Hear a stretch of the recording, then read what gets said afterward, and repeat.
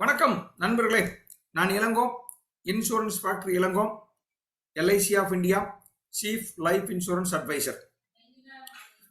அதாவது கஸ்டமராக இருந்தாலும் சரி, ஏஜெண்டாக இருந்தாலும் சரி, ஒரு பெரிய ஆஃபீஸராக இருந்தாலும் சரி, ஒரு பாலிசியை இன்னொருத்தர்கிட்ட சொல்லணும்னா ஃபர்ஸ்ட் அந்த கஸ்டமர் கிட்ட இருந்து வர்ற அப்ஜெக்ஷன், அவர் ஏதாவது ஒன்று சொல்லுவார். அவர் தெரிஞ்சிருப்பார், தெரியாம இருப்பார். ஒரு கேள்வி கேட்பாருங்க.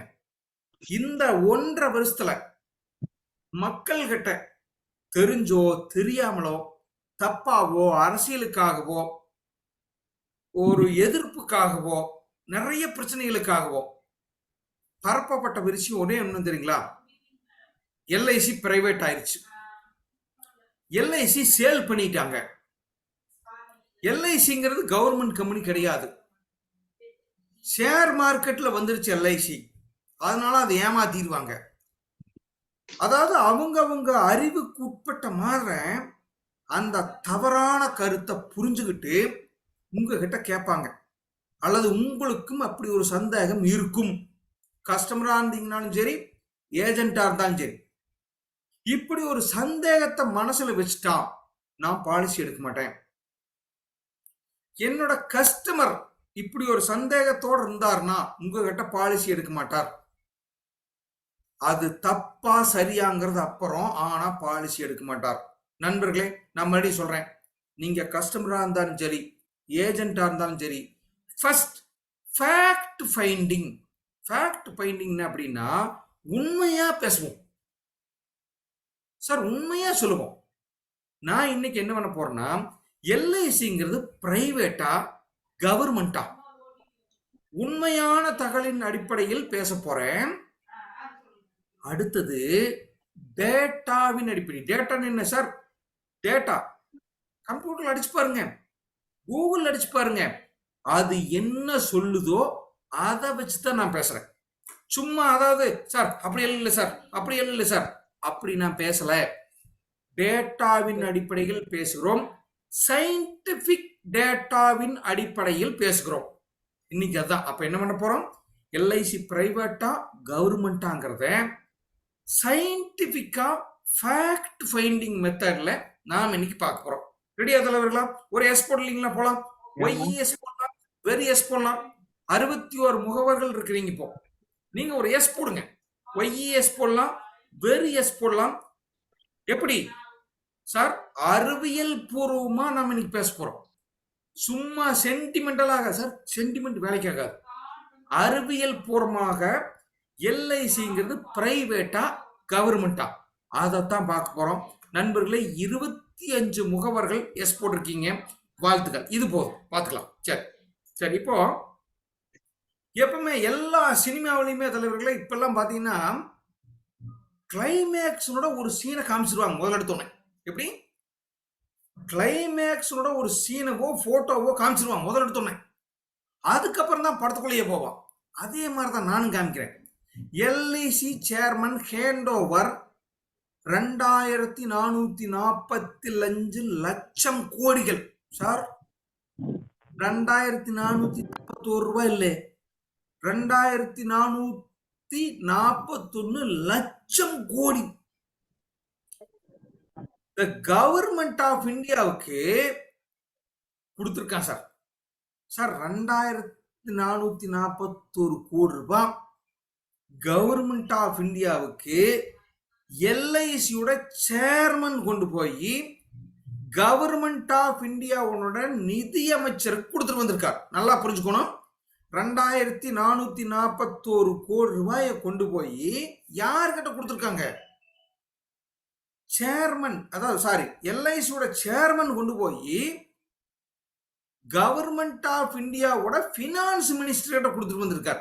நான் ஜூம் பண்ணி காமிக்கிறேன் பாருங்க, ஜூம் பண்ணி காமிக்கிறேன் பாருங்க. இந்த செக் டு என்ன போட்டிருக்குது? கவர்மெண்ட் ஆஃப் இந்தியான்னு போட்டிருக்குது. அப்படின்னா தலைவர்களா, கவர்மெண்ட் ஆஃப் இந்தியாவுக்கு எல்ஐசியோட சேர்மன் 2441 கோடி ரூபாயை கொண்டு போய் கொடுத்துருக்கார் சார். என்ன சார் இது? இவ்வளவு ஒரு பணத்தை கொண்டு போய் எல்ஐசி சேர்மனே கவர்மெண்ட்டுக்கு கொடுத்துட்டு வந்திருக்கு, சென்ட்ரல் கவர்மெண்ட்டுக்கு. இதுதான் பாயிண்ட். நான் இதை பத்தி ஃபைனல்ல கொண்டு வர போறேன், லிங்க் பண்ண போறேன், ஒவ்வொரு ஸ்லைடையும் உங்களுக்கு சொல்லிக் கொடுக்க போறேன். இது ஒரு கதை மாதிரி வரப்போகுது.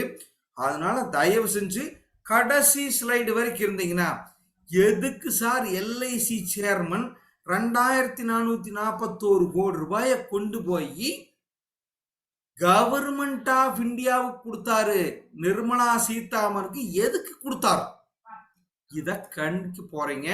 நானும் உங்களுக்கு சொல்ல போறேன். நாம இப்ப என்ன பண்ணலாம்னா ஒரு சின்ன கதையில போலாம். ஓகே நண்பர்களா, உங்க எல்லாத்துக்கும் மைக் ஓபன் இருக்குது, சார்ட் ஓபன்ல இருக்குது. Who is a owner sir? LIC நான் பேசல, கவர்மெண்ட்டை நான் பேசல. ஒரு பொட்டி கடை வச்சிருங்க, ஒரு டிபார்ட்மெண்டல் ஸ்டோர் வைங்க, ஒரு கம்பெனி வைங்க, ஒரு மேனுஃபேக்சரிங் வைங்க, ஒரு ஒர்க் ஷாப் வச்சிருங்க. பெரிய 100 பேர் 1000 பேர் இருக்கிற வேலை செய்யற மாதிரி ஒரு கம்பெனிக்கு நீங்க இருந்துக்குங்க. முதலாளிங்கிறது யார் சார்? அதாவது அந்த முதலாளிக்கு என்னென்னவெல்லாம் குவாலிட்டி இருக்கும் சார், இப்படி இருந்தா தான் சார் அவன் முதலாளி அப்படிங்கிற மாதிரி ஏதாவது ஒன்று சொல்ல முடியுமா? நான் உங்களுக்கு ஓபன் சொல்றேன், மைக் ஓபன் பண்ணியிருக்கிறேன். தலைவர்கள் மைக் ஓபன் பண்ணிருக்கா? ஹலோ நண்பர்களே, மைக் ஓபன்லாம் இருக்குது. ஒரு முதலாளி அப்படின்னா சார் இதெல்லாம் இருந்தா தான் சார் முதலாளி, அப்படித்தான் இருந்தா சார் முதலாளி அப்படின்னு எது மட்டும் சொல்லுங்க, நீங்க என்னன்னு சொல்லுங்க சார். நல்ல ஆளுமை இருக்கும். எப்படி தலைவரே? நல்ல ஆளுமை இருக்கும். ஆளுமை, கண்ட்ரோல் இருக்கணும். கரெக்டா? ஆமா சார். சூப்பர் தலைவரே. உங்க பேரு? அமல்ராஜ் சார். அமல்ராஜ். அமல், வெரி குட் அமல். எப்படி ஒரு அருமையான பதில் சொல்றீங்க. ஆளுமை இருக்கணும் சார், அவன் தான் சார் முதலாளி. வேற என்ன சார் இருக்கணும் சொல்லுங்க சார். சார் ஒரு நிறுவனத்துக்கு பொட்டி கடையா இருந்தாலும் சரி, 10,000 பேர் ஒர்க் பண்ற கம்பெனியா இருந்தாலும் சரி, அவன் முதலாளியா இருந்தாலும் அவனுக்கு என்னென்ன இருக்கும் சொல்லுங்க. என்ன தலைவரே?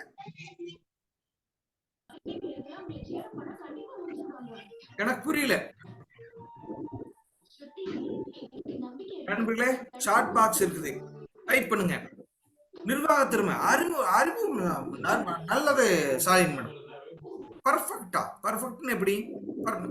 பாலிசி ஹோல்டர் மணின்னு என்ன எனக்கு புரியல. Policy holder all are owner இல்ல, அப்படிலாம் சொல்லக்கூடாது. நான் எல்ஐசி பத்தியே பேசல சார். ஒரு நிறுவனத்துக்கு அது பொட்டி கடையா இருந்தாலும் சரி, 10,000 பேர் வேலை செய்யற கார்பரேட் கம்பெனியா இருந்தாலும் சரி, முதலாளின்னு என்னென்ன சார் இருக்கும்? அவ்வளவுதான். பாலிசி ஹோல்டர் எல்லாம் கிடையாது, நிர்வாக திறமை இருக்கும். Very good, very good Shalini madam. Overall எல்லா டீம் ஹேண்டலிங் பண்ணணும். மோகன், வெரி குட். கண்ணன் சார், தொலைநோக்கு பார்வையோட இருக்கணும் சார், அவன் தான் sir owner. Very good, very good நண்பரே, வெரி குட், அருமை அருமை. வேற சார், ஓனர்னா யார் சார்? அவருக்கு என்ன சார் குவாலிட்டி இருக்கணும் சார்? நான் ஒரு கம்பெனி சொல்ல, ஒரு பொட்டி கடை சொல்ல, என்னவா இருந்தாலும் சரி சார், ஓனர்னா யார் சார் சொன்னேன். சரி, இப்ப நீங்க சொன்னதெல்லாம் வச்சுட்டு நான் ஒரு லிஸ்ட் பண்றேன் பாருங்க சார். ஒரு முதலாளினா அந்த தொழிலுக்கு முதலீடு பண்ணி இருக்கணும், அவன் தான் சார் முதலாளி. அவன் ஆரம்பத்துல பணம் போட்டிருக்கணும் சார், அவன் தான் முதலாளி. நிர்வாகம் பண்ணணும் சார், நேரடியா அவர் வரமாட்டாரு. அவர் ஒரு ஜெனரல் மேனேஜரவோ சேர்மனவோ 10 அதிகாரியவோ அங்க அனுப்பிச்சு இவர் என்ன சொல்றாரோ அதை அங்க நடத்திட்டு இருப்பார், நிர்வாகிப்பவர் சார். அந்த கம்பெனி ஒரு எமர்ஜென்சி ஃபண்ட்ல மாட்டிருச்சு, உலக சிக்கல்ல மாட்டிருச்சு, நேரா வந்து உட்கார்ந்துருவார். என்னப்பா வேணும், நான் வர்றேன். அதுக்கு வருவார் சார். இதெல்லாம் பண்ணா பத்தாது சார், லாபம் சம்பாதிக்கிறதுல அவர் பங்கு வாங்கிக்குவார் சார். இதுதான் ஓனர்னு நான் நினைக்கிறேன். இது எல்லாரும் ஒத்துக்கிறீங்களா? அதாவது ஆமா சார், முதலீடு பண்ணிருக்கணும் சார், நிர்வாகம் பண்ணணும் சார், ஆபத்து காலத்துல உதவணும் சார், லாபத்திலையும் அவர் ஒரு பங்கு வாங்கிக்குவார். இத மட்டும் ஒத்துக்கிட்டீங்கன்னா தயவு செஞ்சு ஒரு எஸ் போடுங்க பார்க்கலாம் சார். இதுதான் முக்கியமான பாயிண்ட். இன்னைக்கு நம்ம சப்ஜெக்ட்லயே மிக மிக முக்கியமானதுதான். நான் ஓனர்னா இந்த 3 செய்வேன் சார், அல்லது 4 செய்வேன் சார், அல்லது 1 2 செய்வேன் சார். முதலீடு பண்ணுவேன், நிர்வாகம் பண்ணுவேன், ஆபத்து காலத்துல ஹெல்ப் பண்ணுவேன், லாபத்துல காசு வாங்கிக்குவேன். இவன் தான் சார் ஓனர். இன்னைக்கு தான் சொல்லுங்க சார், 20 பேர் தான் சொல்லிருக்கீங்க, 63 பேர் இருக்கிறீங்க. அப்ப 20 பேர்த்துக்கு தான் முதலாளிக்கு புரியுதா? நண்பர்களே, உங்களுக்கு தெரியுமான்னு தெரியல. நான் இன்னைக்கு இந்த ஸ்லைட ப்ரிப்பரேஷன் பண்றதுக்கு மட்டும் 4 நாள் டைம் எடுத்துட்டு எங்க தலைவர்கள் கூட கிட்டத்தட்ட ஒரு 4 மணி நேரம் பேசியிருக்கேன். நீங்க 25 பேர் தான் ரெஸ்பாண்ட் பண்றீங்க. தயவு செஞ்சு ரெஸ்பாண்ட் பண்ணுங்க. என்ன பண்ணணும்? ஓனருங்கிறது இதுதான் குவாலிட்டிங்கிறேன். எஸ் எஸ் போடுறீங்க. வெரி குட் வெரி குட், பரவாயில்ல. 50% பெரிய விஷயம் தான். நண்பர்களே, இந்த குவாலிட்டி எல்லாம் இருந்தா இவன் ஓனர் சார். நான் பாயிண்ட்டுக்கு வரேன் பாருங்க. 18 ஜூன் 1956 வருஷம். தலைவர்களே, நீங்க எல்லாத்தையும் மியூட் பண்ணி விடுங்க, இல்லை நானே எல்லாத்தையும் மியூட் பண்ணிடுறேன். Sir, one fine day morning ஒரு அதிகாலை பொழுது 18 ஜூன் 1956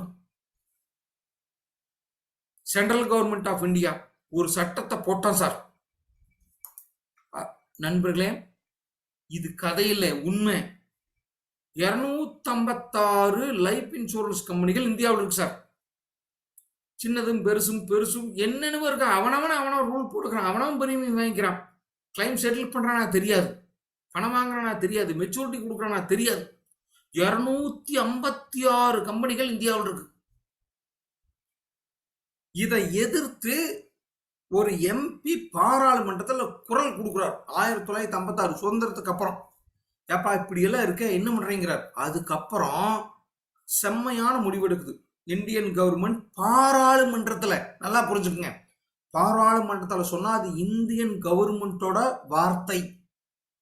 எல்லா கம்பெனியும் எடுத்து ஒன்னு சேர்த்து என்ன பண்ண சார், எல்ஐசி ஆஃப் இந்தியான்னு ஒரு கம்பெனி பண்ணிட்டான் சார். நான் பண்ணல, நீங்க பண்ணல, மோடி பண்ணல, காங்கிரஸ் தலைவர் பண்ணல, யாரும் பண்ணல. கவர்மெண்ட் ஆஃப் இந்தியா 1956 ஒரு சட்டம் போடுது. இந்தியாவில் இனிமேட்டு யாரும் பிரைவேட் கம்பெனிகள் இன்சூரன்ஸ் பண்ணக்கூடாது, லைஃப் இன்சூரன்ஸ் பண்ணக்கூடாது. ஒரே ஒரு ஆள் தான் பண்ணணும், எல்ஐசி ஆஃப் இந்தியா தான் பண்ணணும். அதுக்கு நாங்க கேரண்டின்ட்டான். எப்படி கேரண்டி கொடுத்தா, செக்ஷன் 37 அப்படிங்கிற இடத்துல என்ன சொன்னா, என்ன சார் கேரண்டி சார், உங்க பாக்கெட்ல இருந்து ஒரு 1000 ரூபாய் நோட்டோ 500 ரூபாய் நோட்டோ 100 ரூபாய் நோட்டோ எடுத்து பாருங்க. அதுல கவர்னர் கையெழுத்து போட்டுக்கிறாரா? யாராவது சொல்லுங்க. ஆமா சார் போட்டுக்கிறாரு சார். கவர்னர் கையெழுத்து இல்லாத யாராவது நோட்டு வச்சிருக்கீங்களா நண்பர்களே? கவர்னர் கையெழுத்து இல்லாத நோட்டு இருக்கா? நோட் இருக்கு, எல்லாத்து நோட்லயும் கவர்மெண்ட் கையெழுத்து போட்டுருக்குது. கவர்னர் கையெழுத்து போட்டுக்கிறாரு. என்ன போட்டுப்பாரு தெரியுங்களா? I promise to bearer. Yes yes correct. எல்லா நோட்லயும் போட்டு என்ன போட்டுப்பாருன்னா, நான் உறுதி அளிக்கிறேன் இந்த 500 ரூபாய் நோட்டுக்கும் 1000 ரூபாய் நோட்டுக்கும் 2000 ரூபாய் நோட்டுக்கும் எந்த விதமான லாஸும் உனக்கு வராது. அப்படி வந்தா நான் பொறுப்பேற்றுக்கிறேன்டான்னு இந்தியன் கவர்மெண்ட் கவர்னர் கையெழுத்து போட்டு, முதல் குடிமகன் கணக்கு போட்டுக்கிறார் சார், பிரசிடென்ட் கையெழுத்து போட்டுக்கிறார் sir. That is a section 37 of India equal. என்ன சொல்லிச்சு தெரியுங்களா? நான் இந்தியாவில் இனிமேட் யாரும் பிரைவேட் கம்பெனிகள் இன்சூரன்ஸ் பிசினஸ் பண்ணக்கூடாது, எல்ஐசி ஆஃப் இந்தியா மட்டும்தான் இந்த இந்தியாவில் இன்சூரன்ஸ் பிசினஸ் பண்ணும். அதை யார் ஆரம்பிக்கிறோம்? இந்தியாவோட பார்லிமெண்ட்ல நாங்க ஆரம்பிக்கிறோம். அந்த ஆரம்பிக்கப்பட்ட அந்த கம்பெனிக்கு உயிர் கொடுக்கிறோம். உங்களுக்கு தெரியுமான்னு தெரியாது, பப்ளிக் லிமிடெட் கம்பெனிகள் அல்லது கார்பரேஷன்கள் ஒரு மனிதனுக்கு சமம். ஏன்னா இவை எல்லாம் எங்க உருவாக்கப்பட்டது தெரியுங்களா? இந்தியன் பார்லிமெண்ட்ல சார். பார்லிமெண்ட்ல ஒரு மனுஷனுக்கு நிகரான ஒரு பவர் கொடுக்குறாங்க. எல்ஐசி பாலிசி கொடுக்கும், பாலிசி விற்கும், கிளைம் செட்டில் பண்ணும், சொத்துக்களை வாங்கும், சொத்துக்களை விற்கும், இன்வெஸ்ட் பண்ணும், கடன் கொடுக்கும், கடன் வாங்கும். சார் இதெல்லாம் தான் ஒரு மனுஷன்.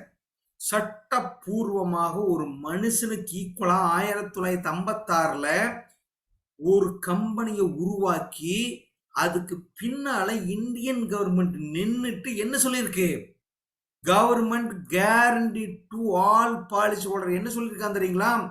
இந்த எல்ஐசிங்கிற நிறுவனம் உங்களுக்கு யார் யாருக்கெல்லாம் பாண்டு கொடுக்குதோ, பத்திரம் கொடுக்குதோ, அதுல என்ன சம்ம ஷூட் போட்டிருக்குதோ, உங்களுக்கு கொடுக்கப்பட்ட போனஸ் என்னன்னு சொல்லி இருக்குதோ அதை நான் கொடுக்கிறேன்னு சொல்லியிருக்கேன் sir. That is a sovereign guarantee. இந்தியாவில் இருக்கிற 34 கம்பெனிக்கும் எந்த கம்பெனிக்கும் இந்த சாவரின் கேரண்டி கிடையாது. இது மட்டும் விஷயம் இல்லை, நான் அடுத்து சொல்ல போறேன் நண்பர்களா. அப்படின்னா ஒரு இந்த ஜூன் மாசம் 1956 ஆரம்பிச்சாம் இல்லையா, அப்போ ஒரு சின்ன விஷயங்களை கவர்மெண்ட் சொல்லியிருக்கு சார், ரொம்ப கிளியரா. சார் எல்ஐசியில போனஸ், என்ன போனஸ்? சரிங்க, நான் இந்த கம்பெனி ஆரம்பிச்சிட்டேன், government of India government company ஒரு ஆரம்பிச்சிருச்சு, கஸ்டமர் கிட்ட பிரீமியம் வாங்குற இல்லையா, அதை என்னப்பா பண்றதுன்னா அட்டகாசமா டிஃபைன் பண்ணியிருக்காங்க. நீங்க கஸ்டமர் கிட்ட பிரீமியம் வாங்கிக்கங்க, முதலீடு பண்ணுங்க, சம்பாதிங்க, என்ன வேணும் பண்ணுங்க, அவர் இறந்து போயிட்டேன்னா பணம் கொடுங்க, ஆனா வர்ற லாபத்துல 95% யாரெல்லாம் உங்ககிட்ட பாலிசி போட்டிருக்கோனோ அவனுக்கு கொடுத்துடணும். Point number 1. அட்டகாசமான புத்திசாலித்தனமா கவர்மெண்ட் ஓனர் என்ன பண்ணிருக்கான் பாருங்க சார். திஸ் இஸ் ஓனருங்க, நீங்களா இருந்தாலும் அப்படித்தான் சொல்லுவீங்க. நான் சொல்ல போறேன் பாருங்க சார். நீங்க என்ன வேணாலும் எல்ஐசி நீ லாபம் சம்பாரிச்சுக்கோ, நான் தான் ஓனர், நான் தான் parliament, I am a government of India. நான் என்ன சொல்லியிருக்கேன், நீ ஒரு கம்பெனி ஆரம்பிச்சுக்கோ, இந்தியாவில் யாரும் பிரைவேட் பீப்புள் கம்பெனி பண்ண முடியாது, நீ தான் இன்சூரன்ஸ் பிசினஸ் பண்ண போற, நீ கஸ்டமர் கிட்ட இருந்து காசு வாங்கிக்கோ, பாலிசி ஹோல்டர் இருந்து காசு வாங்கிக்கோ, அதான் முதலீடு பண்ணி சம்பாத்தியம் பண்ணு, வர்ற லாபத்துல 95% அவைகளுக்கே பிரிச்சு கொடுத்துரும்.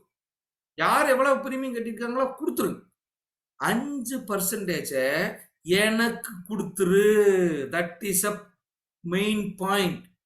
நான் இப்ப கிளைமேக்ஸ் கொஞ்சம் க்ளூ கொடுக்குறேன். நிர்மலா சீதாராமன் கிட்ட போய் எல்ஐசி ஆஃப் இந்தியாவோட சேர்மன் 2400 கோடி கொடுத்துட்டு வந்தார் இல்லையா, இதுதாங்க ஓனர்ஷிப்.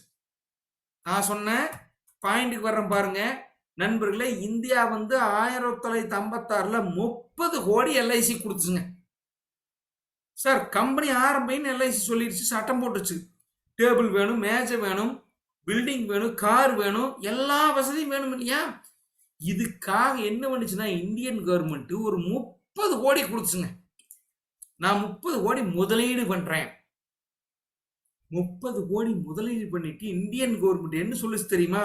இது கதை தலைவர்களா நல்லா புரிஞ்சுங்க, நீங்க புரிஞ்சுக்கோ நல்லா. சார் படம் நல்லா போயிட்டு இருக்குதா, புரியுதா? நான் ஏதோ பயங்கரம் ரொம்ப video not Gutta sir, I head 5 crore.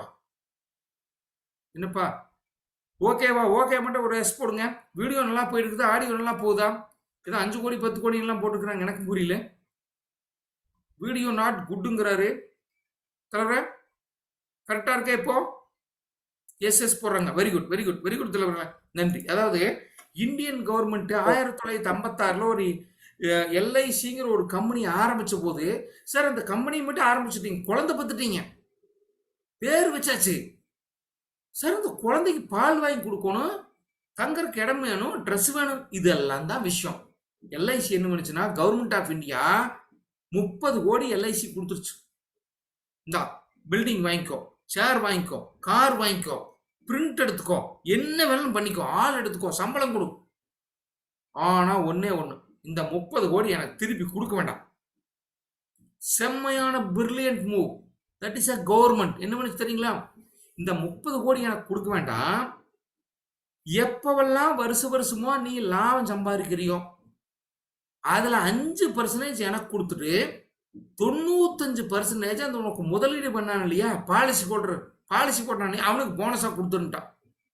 நண்பர்களே நல்லா புரிஞ்சுக்கணும், 30 கோடி 1956 கொடுத்துட்டு இந்தியன் கவர்மெண்ட் என்ன ஒப்பந்தம் போட்டுச்சுன்னா, நீ எப்பவெல்லாம் 5% எனக்கு லாபத்தில் எனக்கு பங்கு கொடுப்பியோ அதை கொடுத்து, மீதி 95% உன்ற பாலிசி ஹோல்டருக்கு கொடுத்துட்டேன்னு ஒரு போட்டான் சார். This is a very brilliant move LIC of இந்தியாவுக்கு. இதுதான் கவர்மெண்ட் கம்பெனி அப்படிங்கிறதுக்கு மிக முக்கியமான உத்தரவாதம். இப்ப முதல் ஸ்லைட் நான் சொல்றேன். ஒரு ஓனர் அப்படின்னா சார் முதலீடு செஞ்சிருக்குது இந்தியன் கவர்மெண்ட் தான் முதலீடு செஞ்சிருக்குது. 30 கோடி 1956 போட்டிருக்குது சார்.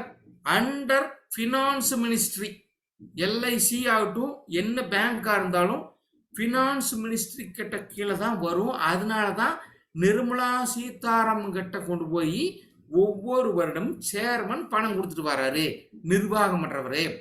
ஆபத்து காலத்தில் அதாவது செக்ஷன் 37 என்ன சொல்லியிருக்கு, எப்பவாவது நீ ஆபத்துல மாத்திட்டீங்கன்னா பயப்பட வேண்டாம், நீ பாண்டுல என்னென்னவெல்லாம் பிரிண்ட் அடிச்சு கொடுத்துருக்கிறியோ அதைய நான் கொடுக்குறேன்னு சொல்லி சாவரின் கேரண்டி கொடுக்குது சார் கவர்மெண்ட் ஆஃப் இந்தியா.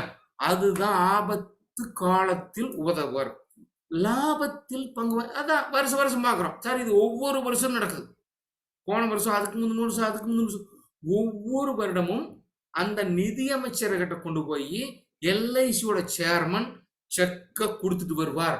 அப்ப லாபத்துல பங்கு வாங்குறாரு, ஆபத்தில் உதவி பண்றாரு, அவரு தான் சார் நிர்வாகம் பண்றாரு, முதலீடே அவர் தான் சார் பண்ணியிருக்கிறாரு. தலைவர்களா, இதுதாங்க முதலாளி. உங்களுக்கு புரியுதா? நான் உங்களுக்கு ஏன் சொல்றேன் அப்படின்னா, நீங்க கஸ்டமரா இருந்தாலும் சரி, ஒரு ஏஜென்டா இருந்தாலும் சரி, நம்ம கிட்ட ஒரு கொஸ்டின் வந்தா ஃபேக்டை கொடுக்கணும், டேட்டா கொடுக்கணும். சார் 1956ல எல்ஐசிங்கிற நிறுவனம் ஆரம்பிச்ச போது 30 கோடி இந்தியன் கவர்மெண்ட் இன்வெஸ்ட் பண்ணுச்சு. இன்வெஸ்ட் பண்றவன் தான் முதலாளி. ஒவ்வொரு வருடமும் லாபத்துல 5% கொண்டாந்து கவர்மெண்ட் ஆஃப் இந்தியா, மோடிக்கு கொடுக்கல, நிர்மலா சீதாராமன் கொடுக்கல, சோனியா காந்தி கொடுக்கல, நான் அரசியல் பேசல, கவர்மெண்ட் ஆஃப் இந்தியான்னு எழுதி அந்த செக்கை கொண்டு வந்து எல்ஐசியோட சேர்மன் கவர்மெண்ட் கிட்ட கொடுத்து போறார். எங்க ஓனர் பங்கு கொடுக்குறார், ஓனர் முதலீடு பண்ணியிருக்கார், கண்ட்ரோல் ஃபுல்லா பினான்ஸ் மினிஸ்டர் தான் பண்ணுது. ஆபத்துல உதவுவேன்னு சொல்லி ஒரு கேரண்டி கொடுத்துருக்குது. இவன் தான் சார் ஓனர், வேற என்ன சார் ஓனர்? சரி, நாங்க நம்ப மாட்டோம் சார், அடுத்து நான் வரேன். சரி, நான் சார் எல்ஐசிக்கு 1956ல 30 கோடி கொடுத்தாங்க. இப்ப சொத்து மதிப்பு 49.24 ட்ரில்லியன், அப்படின்னா 49 லட்சம் கோடி. யாராவது டைப் பண்ண முடியுமா? 49 லட்சம் கோடினா 49 போட்டுட்டு அதுக்கப்புறம் எத்தனை சைபர் போடலாம்? நண்பர்களே, நான் தெளிவா கேட்கிறேன். 49 லட்சம் கோடியை நீங்க நோட்லயோ பேனாவிலையோ கையிலையோ எழுதி பாருங்க. 49க்கு அப்புறம் எத்தனை சைபர் போட வேண்டியது இருக்கும்? ஃப்ரெண்ட்ஸ், நான் சொல்றது உங்களுக்கு புரியுதா? புரியுன்னு நினைக்கிறேன். 49 லட்சம் கோடினா எழுதி பாருங்க சார். 49 லட்சம் கோடினா எத்தனை சைபர் போடணும் சொல்லுங்க? யாரு முதல் அறிவாளி போட்டுருக்காங்க? யாரு? செந்தில்குமார். வாழ்த்துக்கள் செந்தில்குமார், பதில் சொல்லியிருக்கீங்க. சரியா எனக்கு தெரியாது, நானும் உனிதான் கணக்கு போடணும். முதல்ல செந்தில்குமார் தான் போட்டுக்கிறாரு. எனக்கு தெரியல. Very good Ravi, very good. This is ஹானஸ்ட்ங்க. சாந்தினி 343 சைபர் போடணுமா? ஏமா எனக்கு மயக்கமர வைக்கிற நீ? ஏன் மேடம்? 49 லட்சம் கோடினா 49க்கு அப்புறம் எத்தனை சைபர் போடணும்னு நான் கேட்கிறேன். 343 சைபர் போடணுமா? என்னமோ இப்படி பண்றீங்க. இன்பிரிண்டியா இதெல்லாம் ஓவர், அப்படி இல்லை, இதெல்லாம் ஜமாளிக்கிறது. கரெக்டா சொல்லணும். 49க்கு அப்புறம் எத்தனை சைபர் போடணும்? நண்பர்களே, நான் டைம் வேஸ்ட் பண்ணல, 12 சைபர் போடணும். செந்தில்குமாருக்கு தான் நான் வாழ் சொல்றேன். 49 போட்டு 12 சைபர் போட்டு 1 10 100 1000 10,000 லட்சம் 10 லட்சம் கோடி 10 லட்சம் 10 கோடி 100 கோடி 1000 கோடி 10,000 கோடி இப்படி சொல்றக்குள்ளே கன்ஃபியூஸ் ஆயிருக்கும். அவ்வளவு சொத்து மதிப்பு ஆயிருக்கு சார், வெறும் 30 கோடி கவர்மெண்ட் இன்வெஸ்ட் பண்ணதுக்கு. இப்ப புரிஞ்சுக்கணும், ஒரு முதலாளி முதல் ஒரு இன்வெஸ்ட் பண்ணான்னா 60 வருஷம் 70 வருஷம் அந்த சொத்து எவ்வளவு வாங்க? ஏங்க, நீங்க மட்டும் சைட்டு 30,000 ரூபாய்க்கு வாங்கிட்டு 5 லட்சம் வர்றதுக்கு 10 வருஷம் ஆனோன்னு சந்தோஷப்படுறீங்களே? அப்ப இந்தியன் கவர்மெண்ட் 30 கோடி இன்வெஸ்ட் பண்ணிட்டு அது 2000 கோடி ஆகிற போது சந்தோஷப்படாதா?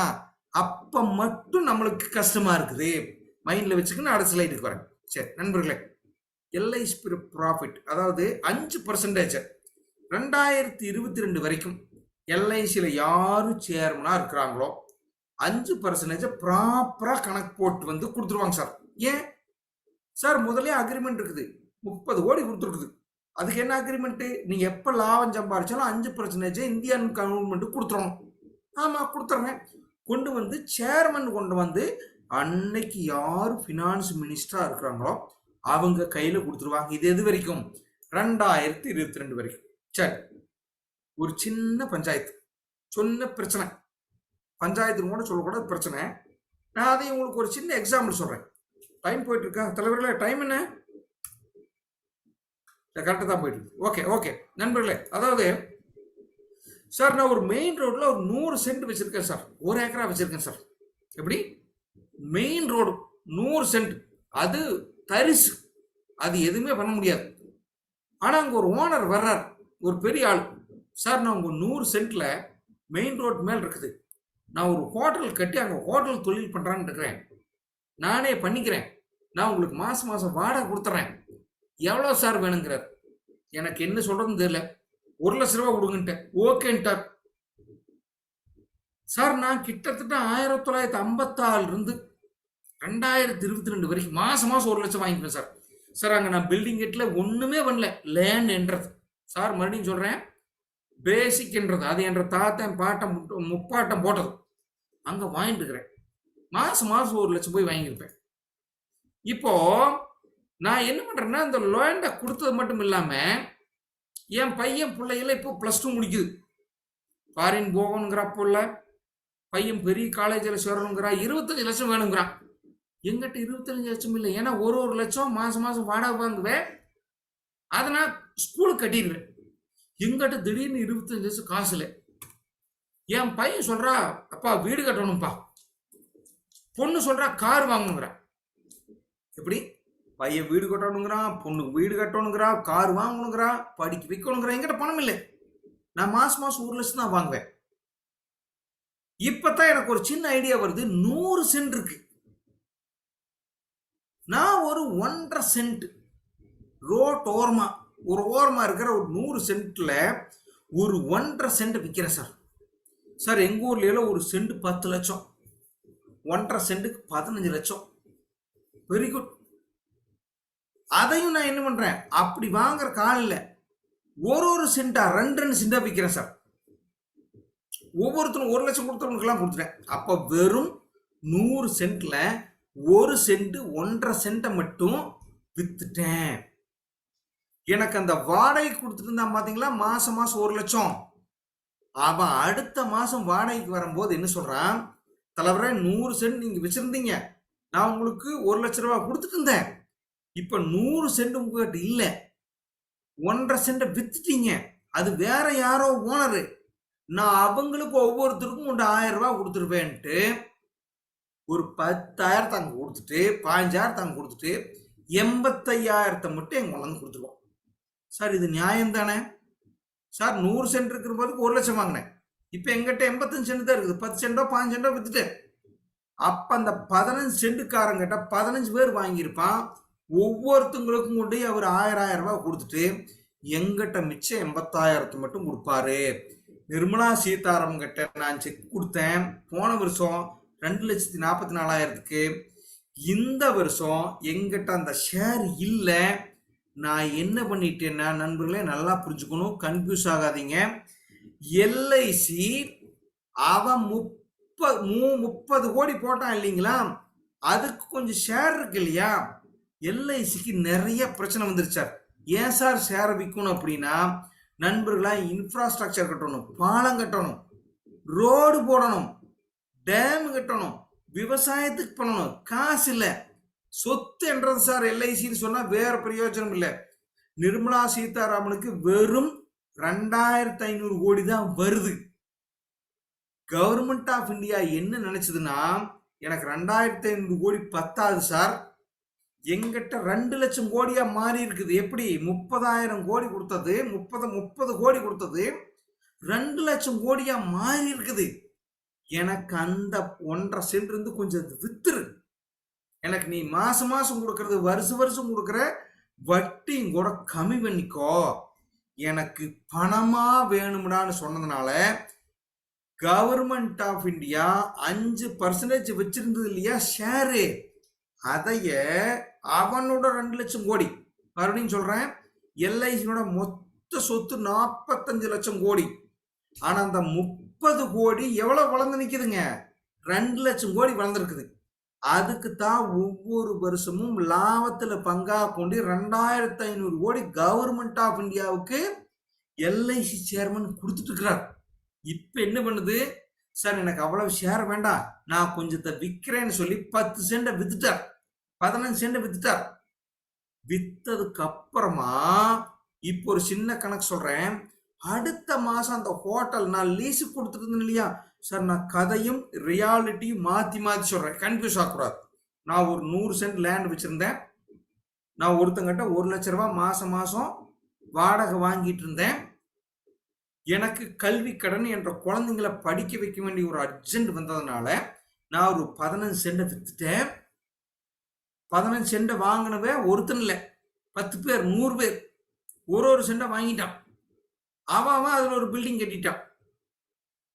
அதை கட்டிட்டு அடுத்த மாசம் அந்த என்னோட பழைய ஓனர் வாடகை கொடுப்பார் இல்லையா 1 லட்சம், அவர் வந்து என்ன சொல்றாரு, சார் உங்களுக்கு 1 லட்சம் தான் நான் வாடகை கொடுப்பேன், 100 சென்டும் உங்களுக்கு இருந்த போது நான் 1 லட்சம் கொடுப்பேன், இப்போ உங்ககிட்ட 85 சென்ட் தான் இருக்குது, இந்தாங்க 85,000, மீதி 15,000 எடுத்துட்டு போயிட்டு அந்த சென்ட்டை யாரெல்லாம் வாங்கினானோ அவனுக்கு 1000 ரூபாய் கொடுத்துட்டான் சார்.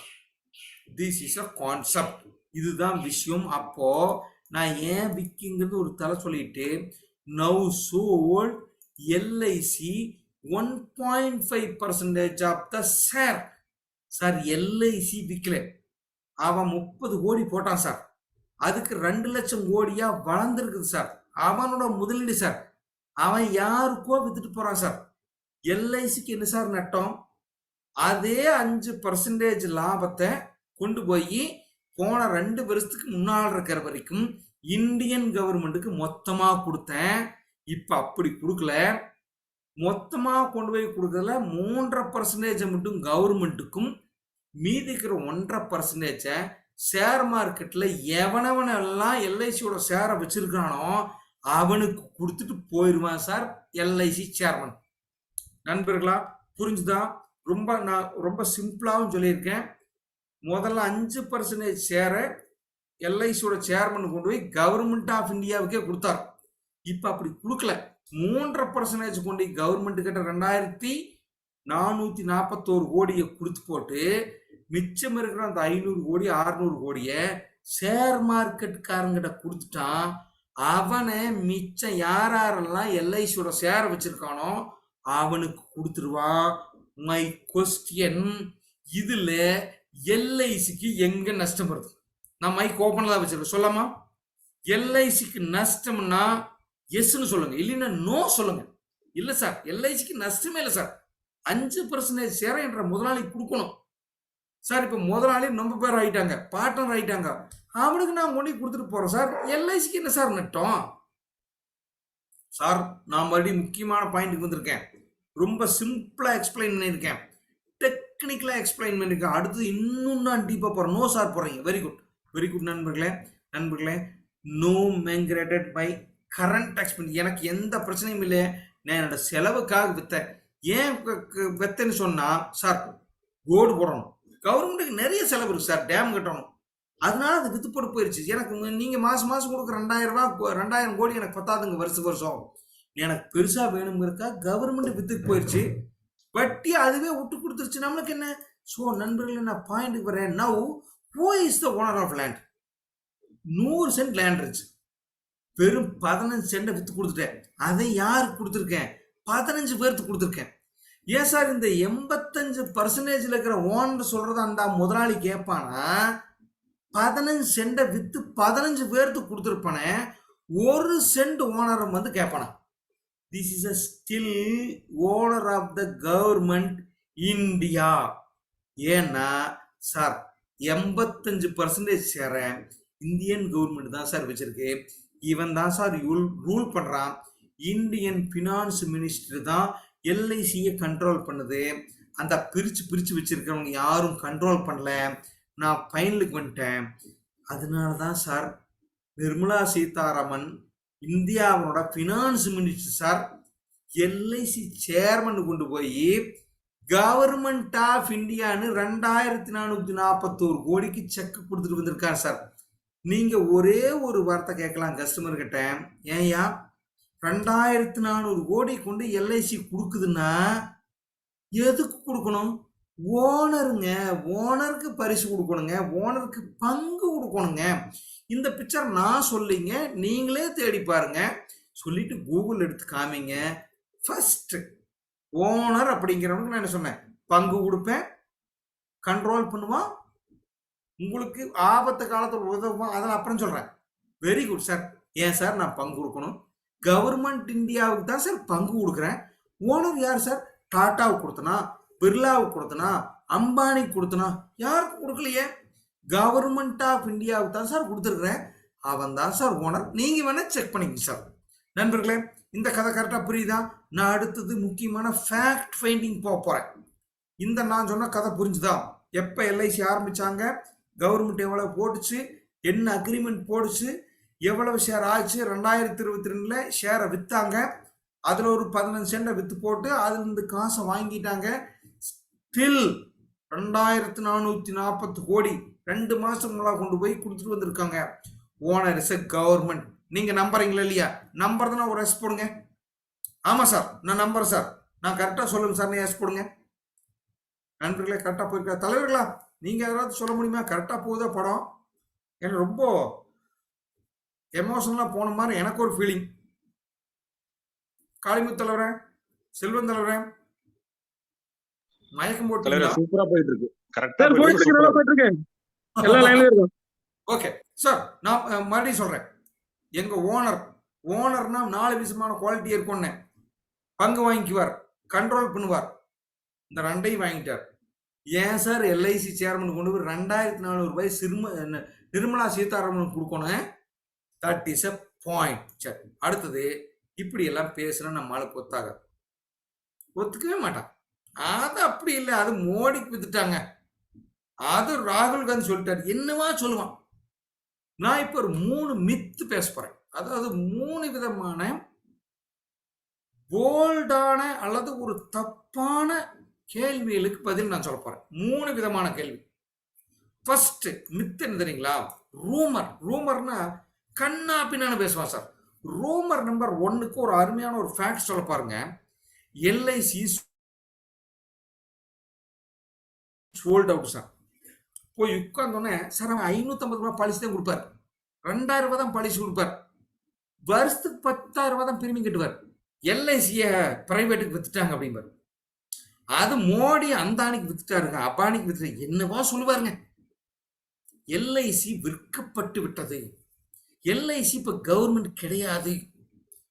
அவரோட நாலேஜுக்கு தகுந்த மாதிரி உங்ககிட்ட பேசுவார். நீங்க என்ன சொல்லுவீங்க?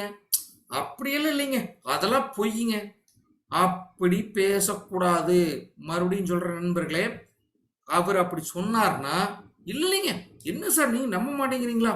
அதெல்லாம் கிடையாதுங்க, அதெல்லாம் பொய்ங்க, அதெல்லாம் கலப்புறாங்க, அதெல்லாம் ஐடிவிங்களை கிளம்புறாங்க, அப்படி பேசக்கூடாது. ரொம்ப காமா.